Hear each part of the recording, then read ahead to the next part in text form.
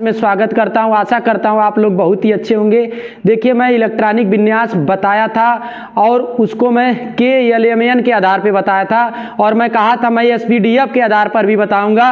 देखिए, मैं आपको ट्रिक जो है कि बता देता हूं कैसे किया जाता है। आप करेंगे ना तो बहुत आसानी से कर लेंगे। और देखिए, उस वीडियो में मैं बताया था आपका 4 बेरिलियम 8 बताया था, वैसे बेरिलियम का जो परमाणु भार 9 होता है और फ्लोरीन का कितना होता है 9, फ्लोरीन आपका 19 हो जाता है। इसको भी आप सही कर लीजिएगा। फ्लोरीन आपका आवर्त सारणी का या कह लीजिएगा सबसे विद्युत ऋणी तत्व होता है कौन?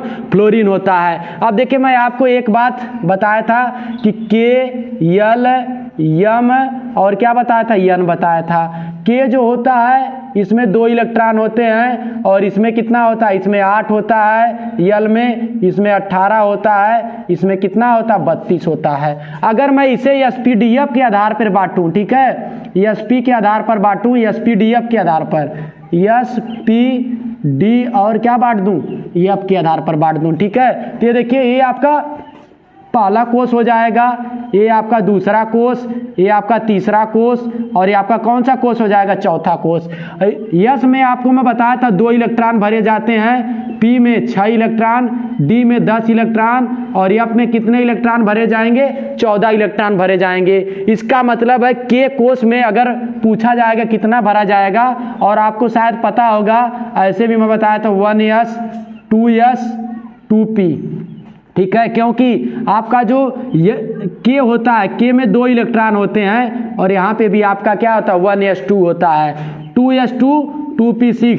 L में कितने होते हैं, आपका 8 इलेक्ट्रॉन होते हैं। इस तरीके से L वाली जो ऑर्बिट है उसमें कितने सब ऑर्बिटल हैं, आपका 2 सब ऑर्बिटल हैं। KLM में आपका 18 इलेक्ट्रॉन और इसमें देखिए कितने सब ऑर्बिटल हैं, तो 3s2 3p6 और 3d10 आपका कितने हैं, 3 है सब ऑर्बिटल, मतलब उपकोष जो है 2 6 2 8 10 8 18। फिर आपका N जो होता है, N में 32 इलेक्ट्रॉन और इसमें कितना 4s2 4p6 4d आपका कितना हो जाएगा 10 और 4f कितना हो जाएगा 14। तो आप जोड़ेंगे ना 6 2 8 10 8 18 और 18 और 14 32 हो जाता है। देखिए कैसे इलेक्ट्रॉनों का भरण किया जाता है आपका ऐसे, ठीक है। 1s2 2s2 फिर आता है 2p कितना आता है 2p6 आता है, फिर इसके बाद में 3s2 आता है, फिर इसके बाद में 3p6,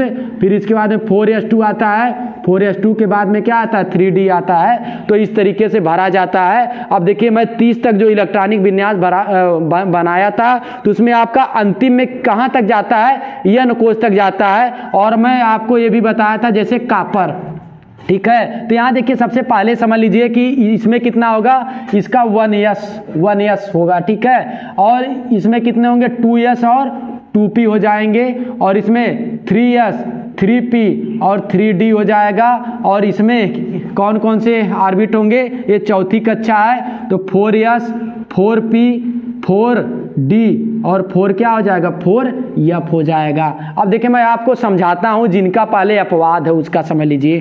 कॉपर का जो आपका होता है कितना होता है, परमाणु क्रमांक 24 होता है। इसका इलेक्ट्रॉनिक विन्यास में आपको बताया था 2 8, ठीक है, 2 8 और इसके बाद में क्या कॉपर का जो होता है वो आपका 29 होता है, ठीक है। कॉपर का परमाणु क्रमांक 29 होता है। इसका बताया 2 8 18 और क्या बताया था 1 बताया था। कॉपर में क्या था, अपवाद था। अब देखिए इसका कैसे बनाया जाता है, ये आपका 2 है, रहने दीजिए। अब इसको तोड़ लीजिए, ये 2 है, 2 रहने दीजिए।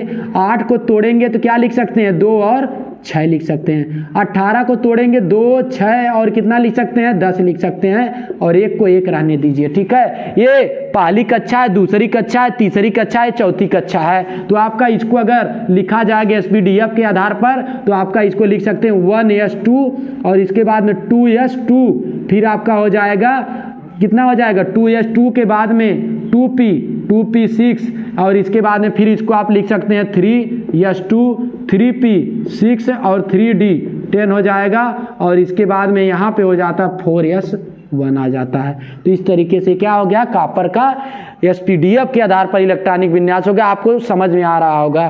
फिर देखिए मैं बात करता हूँ क्रोमियम का। क्रोमियम का होता है परमाणु क्रमांक 24 और इलेक्ट्रॉनिक विन्यास इसका होता है 2, 8, 13 और कितना होता है 1 होता है। अब देखिए इसका कैसे किया जाता है, तो यहाँ पे 2 रहने दीजिए और जो आपका 8 है 8 को 2 और क्या लिख सकते हैं 6 और इसके बाद 13 को क्या लिख सकते हैं 2, 8 और इसके बाद में 3 लिख सकते हैं और इसको 1 ही रहने दीजिए। फिर देखिए ये आपका पहला जो ऑर्बिट है उसका सब ऑर्बिटल है तो इसको लिखा जाता है 1s2 और ये दूसरा वाला है 2s2 2p6 और इसके बाद में आपका हो जाता है 3s2 3p6 हो जाता है 3d3 हो जाता है और 4s1 हो जाता है। ठीक है, डी वाले में कितने इलेक्ट्रॉन भरे जाएंगे 10, मैक्सिमम कितने होते हैं डी वाले में आपका sp डी में 10 और एफ में कितना हो जाता है एफ में 14 हो जाता है। तो इस तरीके से आपको समझ में आ रहा होगा। आप किसी का भी निकालना है, जैसे मान लीजिए किसका आप निकालना चाहते हैं क्रोमियम, मैग्नीज, फेरस का निकाल लीजिए। फेरस का कितना होता है 26 होता है।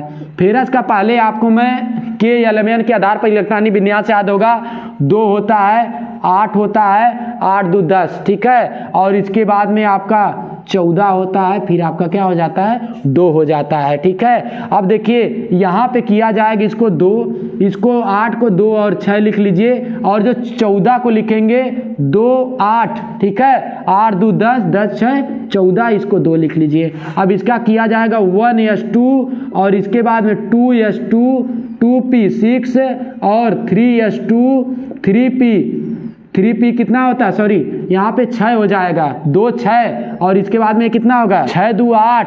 ठीक है, 6 2 8 8 5 कितना होता है 8 5 13 हो जाता है। इसको सही कर लीजिए आप लोग, यहाँ पे 6 होगा और ये कितना हो जाएगा यहाँ पे आपका क्या होगा यहाँ पे 5 हो जाएगा। ठीक है, 5 हो जाएगा, इसको आप सही कर लीजिएगा। 1s2 2s2 2p6 3s2 3p6 3d5 फिर 4s1 होता है, क्योंकि p में 6 इलेक्ट्रॉन। देखिए गलत हो गया ना, मतलब ऐसे ही होता है, आपको जल्दीबाजी नहीं करना है, इसलिए मैं इसको लिख दिया था। देखिए कुछ लोग कमेंट बॉक्स में कमेंट करेंगे, कोई बात नहीं है, लेकिन जो देख रहे होंगे उनको समझ में आ रहा होगा, इसलिए वीडियो आप अंत तक देखिए। तो यहाँ पे 6 और इसके बाद में 6 2 8 8 6 कितना होता है 14 हो जाता है 3p6 और इसके बाद में क्या हो जाएगा यहाँ पे आपका 3d6 और इसके बाद में आपका होता है 4s2 हो जाता है। ठीक है, इस तरीके से किसका हो गया आपका फेरस का हो जाता है। आप किसी का भी निकाल सकते हैं। तो आई होप आपको वीडियो काफ़ी अच्छा लगा होगा। तो आप लोग वीडियो को ज़्यादा से ज़्यादा शेयर करिए, वीडियो को लाइक करिए। यदि आप चैनल पे पहली बार विजिट कर रहे हैं तो चैनल को सब्सक्राइब करिए। जय हिंद, धन्यवाद।